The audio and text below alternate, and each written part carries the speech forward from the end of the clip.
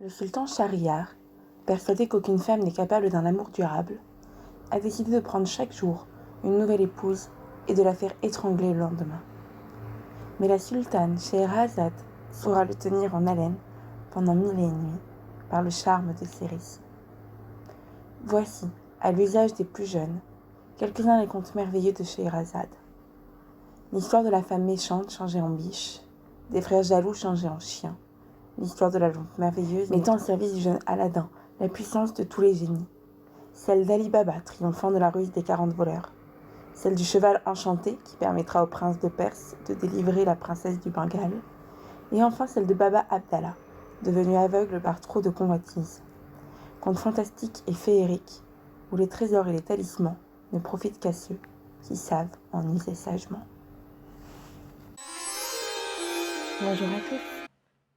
Ce que vous venez d'entendre, c'est le prologue des contes des Mille et une nuits, du moins de l'édition dont je vais me servir pour vous faire découvrir tout ce recueil au long du mois d'août.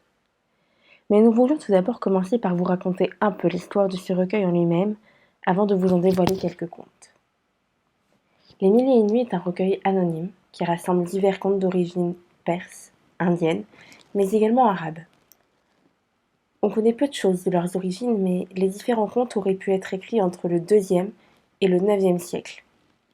Le plus ancien manuscrit connu est d'ailleurs un fragment du IXe siècle, publié par l'universitaire américaine Nabia Abbott.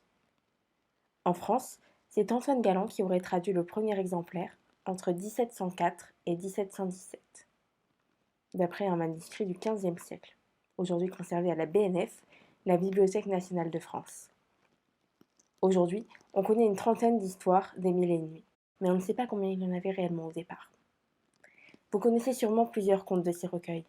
Ali Baba et les 40 voleurs, Aladdin et la lampe merveilleuse, ou encore Simbad le marin. Mais les connaissez-vous tous? Par exemple, qui se souvient de l'histoire du cheval enchanté? Notre idée au cours des prochaines semaines sera dès lors de vous conter des histoires que vous connaissez, mais également de vous guider parmi des récits peu connus qui devraient l'être un peu plus. Bonne écoute et à la semaine prochaine pour la première partie de ces contes des Mille et une nuits.